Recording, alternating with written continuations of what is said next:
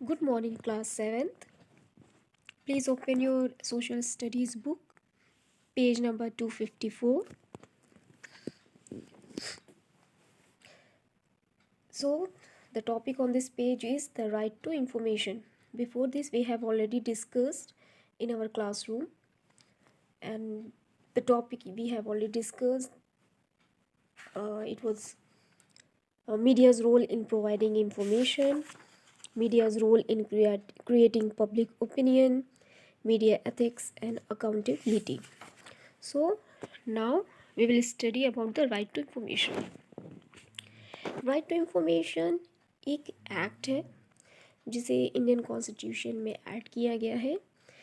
जब इंडिया का constitution prepare किया गया था उस टाइम पर ये एक्ट कॉन्स्टिट्यूशन में मौजूद नहीं था, लेकिन कॉन्स्टिट्यूशन में अमेंड करके इस एक्ट को उसमें ऐड किया गया है। इस एक्ट की ज़रूरत क्यों पड़ी? राइट टू इंफॉर्मेशन की मीनिंग समझ रहे हैं आप लोग? मैंने आपको पहले ही बताया है कि इंडियन कॉन्स्टिट्यूशन हमें बहुत सारे फंडामेंटल राइट्स प्रोवाइड करता है। ये राइट वो फंडामेंटल राइट्स नहीं है, बट ये भी एक हमारी सिटीजन्स के लिए एक राइट प्रोवाइड किया गया है कॉन्स्टिट्यूशन की तरफ से। ये एक ऐसा राइट है जिसमें हमें किसी भी तरह की कोई भी इंफॉर्मेशन अगर गवर्नमेंट से या गवर्नमेंट सेक्टर से या गवर्नमेंट के किसी डिपार्टमेंट से लेनी है तो हमें कॉन्स्टिट्यूशन इस बात का हक देता है कि हम उस राइट को गेन कर सकते हैं, मांग सकते हैं किसी भी गवर्नमेंट डिपार्टमेंट से। इसकी ज़रूरत क्यों पड़ी? देखिए, आप सबको मालूम है, मैं बार बार बोलती हूँ, आप सबको पता भी है ये बात कि हम एक ऐसी कंट्री में रहते हैं जो कि डेमोक्रेटिक है, यानी कि यहाँ डेमोक्रेसी है। तो डेमोक्रेसी में एक्चुअल में कंट्री को रन कौन करता है, आप बता सकते हैं? एक्चुअल में कंट्री को रन करने वाले होते हैं सिटीजन्स ऑफ द कंट्री। अब आप पूछेंगे ये कैसे पॉसिबल है? कंट्री को रन करने का काम तो गवर्नमेंट करती है, वो सारी पॉलिसीज़ बनाती है, वो सारे डेवलपमेंट के प्लान तैयार करती है, वो डिपार्टमेंट्स बनाती है, सारी चीज़ें वो देखती हैं। तो फिर सिटीज़न कैसे कंट्री रन करता है? देखिए, हम कोई भी छोटी से छोटी चीज़ भी ख़रीदते हैं तो हम उसके लिए गवर्नमेंट को टैक्स पे करते हैं, और इन्हीं टैक्सेस के थ्रू गवर्नमेंट जितने भी डेवलपमेंट के प्रोग्राम्स हैं, जितने भी उसकी पॉलिसीज़ होती हैं, जितने भी उसको कंट्री में वर्क करवाने हैं, वो सारे काम इसी के थ्रू करवाती हैं। तो इनडायरेक्टली देखें तो डेमोक्रेसी में कंट्री को रन कराने का काम वहाँ के सिटीजन्स करते हैं। तो अगर कंट्री को रन कराने का काम सिटीजन्स कर रहे हैं तो सिटीजन्स को ये राइट भी तो होना चाहिए कि उनके पैसे का गवर्नमेंट कहाँ पर किस तरह से यूज़ कर रही है, वो अपने ऑफिसर्स को कितना पेमेंट दे रही है, वो किस डिपार्टमेंट में कितना ज़्यादा खर्च कर रही है, उसको ये पता होना चाहिए। किसको? सिटीजन्स को ये बात पता होनी चाहिए, क्योंकि हम रहते हैं कहाँ? एक डेमोक्रेटिक कंट्री में। तो इसीलिए राइट टू इंफॉर्मेशन एक्ट की बात की गई थी। लेकिन उससे पहले की क्या सिचुएशन थी? चलिए स्टार्ट करते हैं अपना chapter. The high offices and various other offices in India did not easily disclose internal information prior to 2005। What does that mean? कि 2005 से पहले इंडिया में जितने भी हाई ऑफिसेज हुआ करते थे या बाकी जो दूसरे ऑफिसेज हुआ करते थे, वो अपनी इंटरनल जो उनकी इंफॉर्मेशन होती थी उसको डिस्क्लोज नहीं किया करते थे, यानी उसको रिवील नहीं कर सकते थे वो। और इसके लिए उन्हें कुछ स्पेशल लॉज भी मिले थे जो उनके इस काम को सपोर्ट किया करते थे, जिसमें एक लॉ था ऑफिशियल सीक्रेट एक्ट 1923। लेकिन ये सारी चीज़ें तब चेंज हुई जब अक्टूबर 2005 में इंडिया में राइट टू इंफॉर्मेशन एक्ट 2005 को अडॉप्ट कर लिया गया। The act applies to all states and union territories of India. Its basic object is to empower the citizen, promote transparency and accountability in the working of the government. इस act को जब apply किया तो ये किसी particular state के लिए नहीं था, किसी पर्टिकुलर डिस्ट्रिक्ट के लिए नहीं था, किसी पर्टिकुलर प्लेस के लिए नहीं था, बल्कि जब इसे अप्लाई किया गया तो ये पूरे कंट्री में सेम अप्लाई किया गया। मतलब अगर चाहे तो कोई कश्मीर में बैठा सिटीज़न भी गवर्नमेंट से कोई भी इंफॉर्मेशन कलेक्ट कर सकता है, और केरल में बैठा इंसान भी गवर्नमेंट से किसी भी तरह की इंफॉर्मेशन मांग सकता है। इसका ऑब्जेक्ट क्या था, क्या है इसका main object? Actually it's basic object है टू एम्पावर द सिटीजन्स, यानी सिटीजन्स को एम्पावर करना और ट्रांसपेरेंसी को प्रमोट करना। ट्रांसपेरेंसी प्रमोट करना मीन्स अभी मैंने जैसे बताया कि गवर्नमेंट जो भी काम करवा रही है, किस डिपार्टमेंट से करवा रही है, उसके कौन ऑफिसर्स हैं, उन ऑफिसर्स की कितनी पेमेंट है, तो ये ट्रांसपेरेंसी होनी चाहिए। सिटीजन्स को पता होना चाहिए कि ये किस डिपार्टमेंट में क्या करवा रहे हैं। यानी अगर किसी भी सिटीजन्स को डाउट है तो वो गवर्नमेंट से इस बारे में इंफॉर्मेशन मांग सकती है, और गवर्नमेंट को अकाउंटेबिलिटी प्रोवाइड करता है। मतलब ये अकाउंटेबल हो जाती है गवर्नमेंट, किसके लिए? सिटीजन्स ऑफ द कंट्री के लिए। Under the provisions of the Act, any citizens may request information from a public authority, a body of government which is required to reply promptly or within 30 days. अगर आपको किसी को भी any citizens of India, if he wants any information from the government, तो वो कहाँ जाएगा, किसके पास अप्लाई करेगा? इसके लिए पब्लिक अथॉरिटी होती है। पब्लिक अथॉरिटी क्या है? पब्लिक अथॉरिटी एक गवर्नमेंट बॉडी है जिनके पास आप अप्लाई करोगे, और वो आपको या तो प्रॉम्प्टली आपको रिप्लाई कर देंगे, यानी जल्दी से, या फिर उनको मैक्सिमम 30 डेज़ के अंदर, उनकी टाइम लिमिट फिक्स कर दी गई है कि विद इन 30 डेज़ उनको आपको इन्फॉर्मेशन देनी ही पड़ेगी। ये एक्ट के अकॉर्डिंग, यानी within 30 days it has to give the information to the citizen what he asked for. The Act also requires every public authority to comprise their records for wide dissemination and to make all types of data available to the citizen, so that there should be minimum requirement for the people to request for information formally. Media thus has to play a significant role in developing a healthy democratic environment in the Indian society.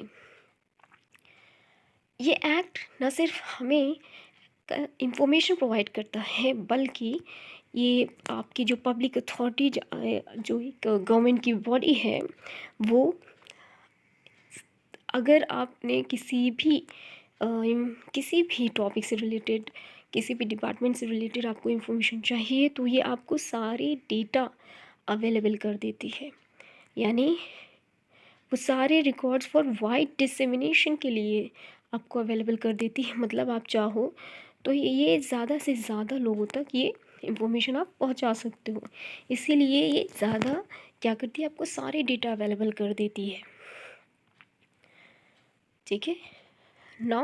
अब आप देख रहे हो यहाँ पे कि जो information दी जा रही है वो देने का काम तो मीडिया ही कर रहा है ना। सो यहाँ पे आप भी देख रहे हो कि यहाँ अगेन मीडिया क्या काम कर रहा है कि here media is playing a significant role in developing a healthy democratic environment.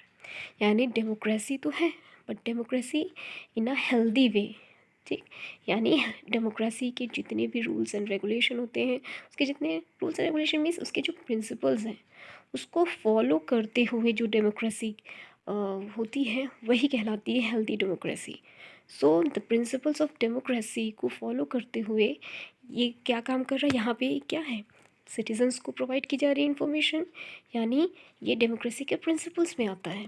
तो यहाँ पे आप देख रहे हो कि मीडिया यहाँ पे एक सिग्निफिकेंट मीन्स एक important role, very important role play कर रहा है। क्या करने के लिए? एक हेल्दी डेमोक्रेटिक इन्वायरमेंट प्रिपेयर करने में। अब आपने ये तो पढ़ लिया कि ये कब आया, इसके क्या ऑब्जेक्ट थे, और ये किस गवर्नमेंट बॉडी के पास जाते हैं हम, ठीक। लेकिन ये इसकी हिस्ट्री क्या है, ये स्टार्ट कैसे हुआ? क्योंकि ये हम तो आज़ाद हो गए 1947 में, और हमारे जो कॉन्स्टिट्यूशन था वो अप्लाई भी हो गया था 1950 में। तो 2005 में फिर अब क्यों ज़रूरत पड़ गई? देखिए, इसकी इंटरेस्टिंग स्टोरी है। Actually it is started from the campaign in India with मज़दूर किसान शक्ति संगठन। अब मज़दूर किसान शक्ति संगठन क्या है? एक्चुअली MKSS एक इंडियन पॉलिटिकल ऑर्गेनाइजेशन है, जो कि स्टार्ट हुआ था लेबर्स के डेली वेजेस पर, कि लेबर के जो डेली वेजेस होते हैं उनका मिनिमम डेली वेजेस एक्चुअली कितना होना चाहिए, और इसका हेड क्वार्टर राजस्थान में है। तो जब ये स्टार्ट हुआ मज़दूर किसान शक्ति संगठन, इसने बहुत जल्दी ही the movement soon spread across India, यानी ये पूरे इंडिया में बहुत ही तेज़ी के साथ फैल गया। जब ये वेजेस की बात हुई, यानी कि मज़दूरों की बात हुई, तो सारे लोग ने इससे ख़ुद को जुड़ा महसूस किया, और ये बहुत तेज़ी से पूरे इंडिया में फैल गया। ये 1993 में जब ये चीज़ें फैल गई, तो 1993 में एक draft RTI law was proposed by the Consumer Education and Research Council Ahmedabad CERC। इसके बाद एक ड्राफ्ट तैयार किया RTI लॉ का। किसने तैयार किया था इसको तैयार करने वाला जो काउंसिल थी, उस काउंसिल का नाम था consumer education and research council Ahmedabad. फिर 1996 में भी एक प्रेस काउंसिल ऑफ इंडिया, जिसके हेड थे जस्टिस PB सावंत, इन्होंने भी एक ड्राफ्ट मॉडल लॉ प्रेजेंट किया राइट टू इंफॉर्मेशन को लेकर, और ये गवर्नमेंट ऑफ इंडिया को इन्होंने दिया। बट ये दोनों ही जो ड्राफ्ट तैयार किए गए थे RTI के लिए, अनफॉर्चुनेटली इनमें से किसी को भी सीरियसली कंसिड्रेशन नहीं मिला by the government of India, यानी गवर्नमेंट ने इन दोनों में से किसी भी ड्राफ्ट पर ध्यान नहीं दिया। तो ये बात आई और चली गई। बट इसी टाइम पर जो मज़दूर किसान शक्ति संगठन था, उसने काफ़ी ज़्यादा सपोर्ट नेशनल लेवल पे गेन कर लिया था। उनको काफ़ी ज़्यादा सपोर्ट मिलने लगा था, यानी इंडियन जो सोसाइटी थी, इंडियन जो पीपल थे, उन लोगों ने इस संगठन को बहुत ज़्यादा सपोर्ट देना शुरू कर दिया था। इससे क्या हो गया कि जब इस मूवमेंट को इतना सपोर्ट मिला, तो इसके साथ ही राइट टू इंफॉर्मेशन कैंपेन को भी बहुत ज़्यादा पावर मिली, बल मिला, ठीक है। ये मांग भी और तेज़ होने लगी, लोगों के दिमाग में ये बात और तेज़ी से बढ़ने लगी कि हाँ, ये ऐसा एक लॉ पास किया जाना चाहिए। देन 1996 में न्यू दिल्ली में NCPRI ने ये एम किया कि इस जो मूवमेंट को, RTI के मूवमेंट को, वो एक्टिव सपोर्ट देंगे, और गवर्नमेंट को convince for the right to information and convince, उसके लिए वो क्या करेंगे, गवर्नमेंट को कन्विंस करेंगे कि इसके लिए एक ऐसा लॉ, मतलब इनैक्ट एंड इम्प्लीमेंट एक इफ़ेक्टिव लेजिस्लेशन इस रिगार्ड में लेकर आए, यानी RTI के लिए लोगों तक गवर्नमेंट की इंफॉर्मेशन पहुंचाने के रिगार्ड में एक इफ़ेक्टिव लेजिस्लेशन लेकर आए, यानी कानून लेकर आए। अब ये 96 की बात हो रही है, और लॉ आया है 2005 में, यानी पिछले 10 सालों से इसके लिए स्ट्रगल हो रहा था। देन अब 1997 हो गया, ठीक, 2 साल और निकल गए, बट 93 से स्टार्ट हुआ, 93 में ये पूरे उसमें फैल चुका था। बट 1997 में अब क्या हुआ, इस effort to legislate for the right to information, इस एफर्ट में मतलब जो लोग चाह रहे थे कि राइट टू इंफॉर्मेशन एक लेजिस्लेशन आ जाए, एक लॉ बनाया जाए, इसमें स्टेट और नेशनल दोनों ही लेवल पे बहुत तेज़ी से ये फैल गया, ठीक। अब एक वर्किंग ग्रुप बनाया गया under the chairmanship of mister H D Shourie, the Shourie committee. ये किसने बनाया था? ये सेंट्रल गवर्नमेंट ने सेटअप किया था। ठीक, उस वक्त जो सॉरी शौरी गवर्नमेंट कमेटी थी, इसे शौरी कमेटी भी कहा गया। ये सेंट्रल गवर्नमेंट ने सेटअप किया था। इसने क्या किया, इन्होंने भी एक कंसर्न ड्राफ्ट लॉ प्रिपेयर किया। बट जब ये लॉ ड्राफ्ट तैयार हुआ तो ये अनसेटिस्फैक्ट्री रहा, मतलब लोग इससे सेटिस्फाई नहीं हुए और दोबारा से किस पर काम होने लगा? राइट टू इंफॉर्मेशन एक्ट पर, यानी and was reworked into the freedom of information bill 2000। Still it remain unacceptable to the agitating groups. तो जिनको राइट टू इंफॉर्मेशन एक्ट चाहिए था, जिनको इस तरह का एक लॉ चाहिए था, उनके बीच में ये जो इन्होंने ये प्रपोज़ किया था, इन्होंने जो ड्राफ्ट लॉ लाए थे वो अनसेटिस्फैक्ट्री था और ये फिर से अनएक्सेप्टेबल ही रह गया। Then national campaign for right to information received a major boost under the UPA government. जब सेंट्रल में यूपीए की गवर्नमेंट आई उस टाइम पर राइट टू इंफॉर्मेशन को बहुत ज़्यादा सपोर्ट मिला, ठीक, बूस्ट मिला, बहुत तेज़ी के साथ इसको सपोर्ट दिया गया। विच सेटअप, इन्होंने क्या किया, यूपीए गवर्नमेंट ने इस सेटअप की एक एडवाइजरी बॉडी सेटअप की, the national advisory council NAC, to monitor the implementation of the UPA government's manifesto, the common minimum program। ठीक, ये नेशनल एडवाइजरी काउंसिल क्या करती थी? यूपीए गवर्नमेंट की जितनी भी मैनिफेस्टो बना था, मैनिफेस्टो मतलब जितना भी वो लोग मतलब क्या उनको करना था, क्या नहीं करना था, ये सारी चीज़ें उसमें लिखी होती थी। तो मैनिफेस्टो को वो मॉनिटर करने के लिए उन्होंने ये बनाया। The Then NAC had to work in cooperation with the civil societies with long-standing experience of working closely with people at grassroots level in tackling the local problems। NAC क्या काम करती थी? NAC को ये काम करना होता था कि वो जितनी भी सिविल सोसाइटीज़ होती थी, जो कॉमन पीपल की प्रॉब्लम्स को सॉल्व किया करती थी, लोकल लेवल पे जो पुअर पीपल होते थे या बाकी चीज़ें होती थी, उनको क्या प्रॉब्लम होती थी उससे टैकल किया करते थे, उससे हैंडल किया करते थे।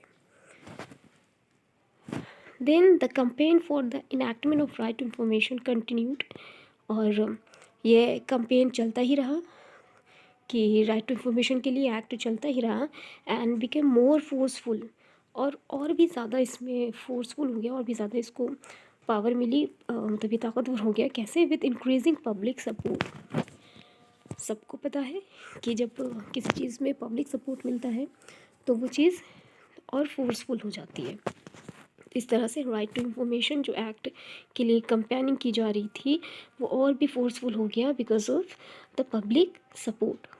And after several revisions and amendments in the bill, जो ये बिल शौरी कमेटी लेकर आई थी, उसमें कई बार रिवीजन किए गए, ठीक, सेवरल रिविजन्स किए गए, मतलब चेंजेस किए गए, उसके बाद अमेंड भी किए गए, देखा गया बार बार उसमें अमेंड्स किया गया, फाइनली इट वाज पास्ड, और आखिर में इसे पास कर दिया गया। कहाँ पर?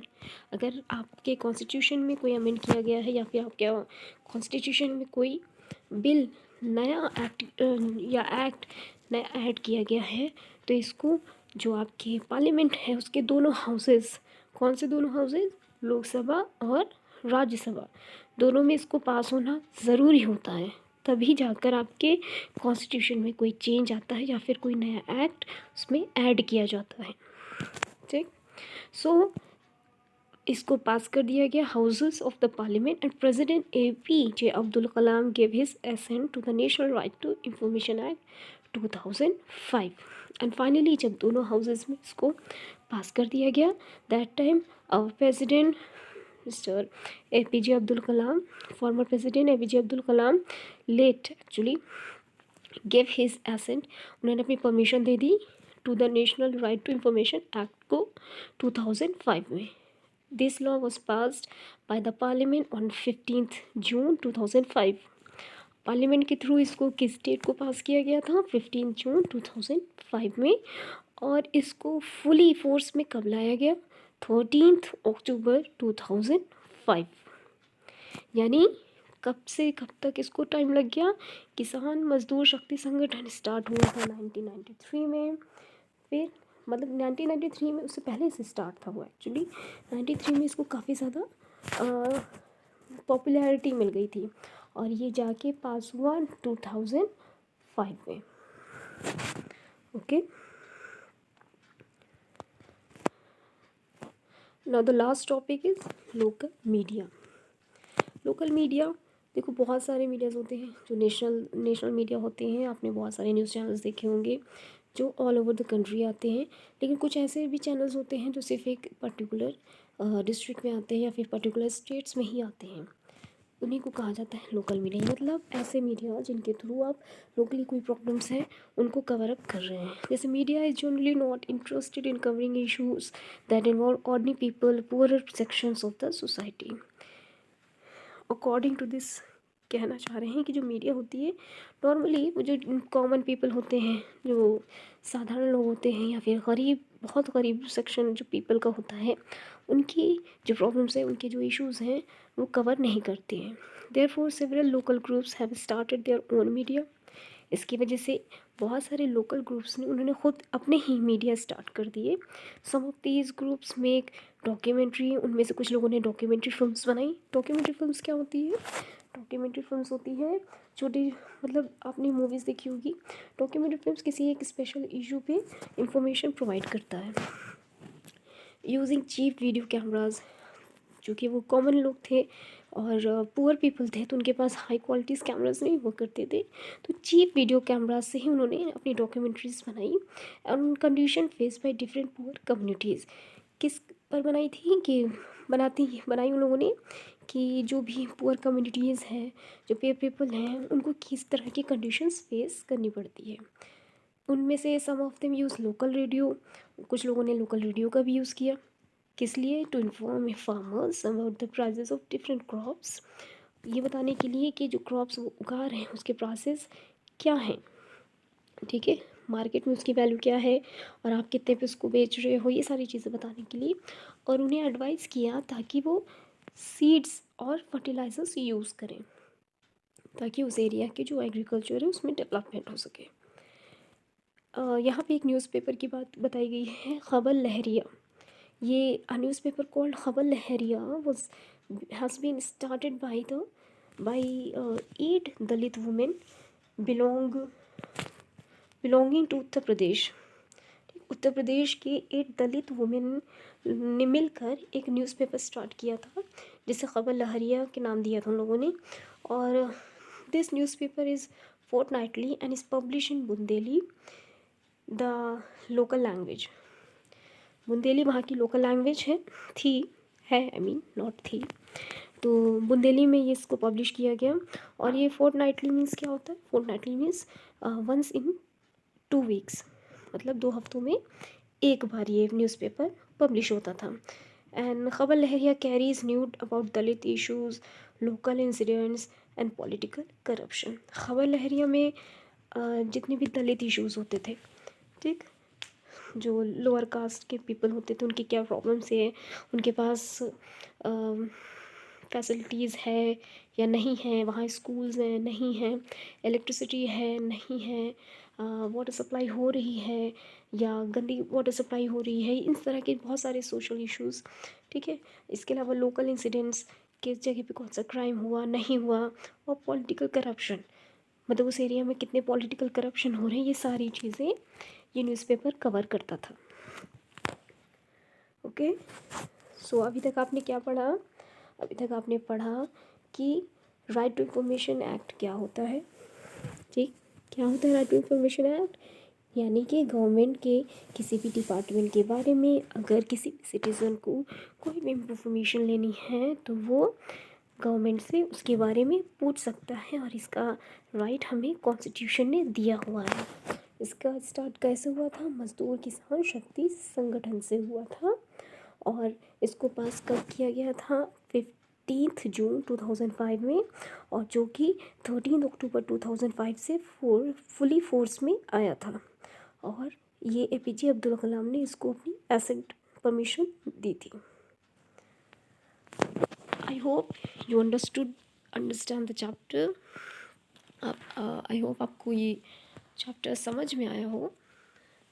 Okay, so do one thing, जो भी आपको इसमें हार्ड वर्ड्स लगते हैं उसको अंडरलाइन कीजिएगा और उसे लिखना है। You have to write those words in your copy, in your notebook, and find out the meaning of that word in English and Hindi both. Clear? आपको उसकी हिंदी और इंग्लिश दोनों की मीनिंग फाइंड आउट करनी है, and you have to learn them also. You don't have to write only, you don't, okay, you have to learn it also. If you find any difficult word, any hard word, just underline those words. Okay class, thank you for today. It's enough for today. Thank you so much.